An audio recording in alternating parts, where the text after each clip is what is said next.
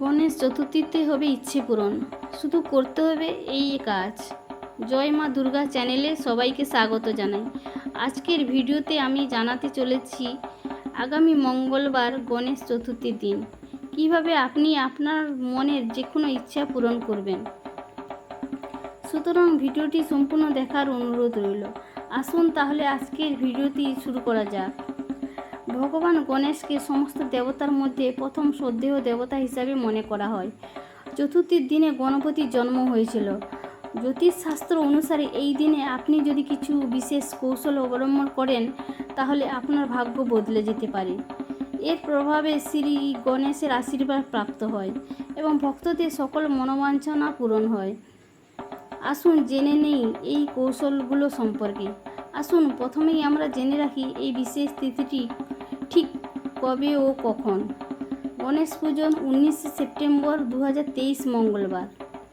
গণেশ চতুর্থীর শুভ সময় হিন্দু ক্যালেন্ডার অনুসারে গণেশ চতুর্থী 18 সেপ্টেম্বর দুপুর 2:09 শুরু হবে, যা চলবে 19 সেপ্টেম্বর বিকেল 3:13 পর্যন্ত। হিন্দু ক্যালেন্ডার অনুসারে 28 সেপ্টেম্বর গণেশজির বিসর্জন হবে। 18 সেপ্টেম্বর থেকে ঠিক 10 দিন পরে পুজোর দিন স্নান সেরে শুদ্ধ বস্ত্র পরে আপনি আপনার কাছাকাছি কোনো গণেশ মন্দিরে যান। মনে রাখবেন এই টোটকা দিয়ে শুধুমাত্র একটি মনের ইচ্ছা পূরণ করতে পারবেন। তাই আপনার মতে আপনার যে ইচ্ছেটা সবচেয়ে বেশি প্রয়োজন সেই ইচ্ছের জন্যই আপনি গণেশজির কাছে যান। যে কোনো ইচ্ছা পূরণের জন্য চতুর্থীর দিন গণেশের মন্দিরে গিয়ে 21টি গুড়ের বড়ি তৈরি করুন এবং দূর্বা দিয়ে অর্পণ করুন। মনের বাসনা গণেশ ভগবানকে জানান, ভক্তি সহকারে প্রণাম করুন। এতে করে যে কোনো ইচ্ছা দ্রুত পূরণ হয়। আর আপনি যদি কোনো মন্দিরে যেতে না পারেন তাহলে প্রয়োজন মতো পুজোর আয়োজন করে নিজেই নিজের বাড়িতে পুজো করে মনের বাসনা গণেশজিকে জানান।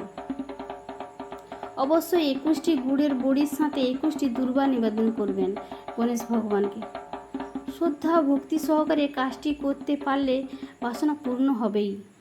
সারা বছর ভালো থাকবেন। আজ তাহলে এই পর্যন্ত।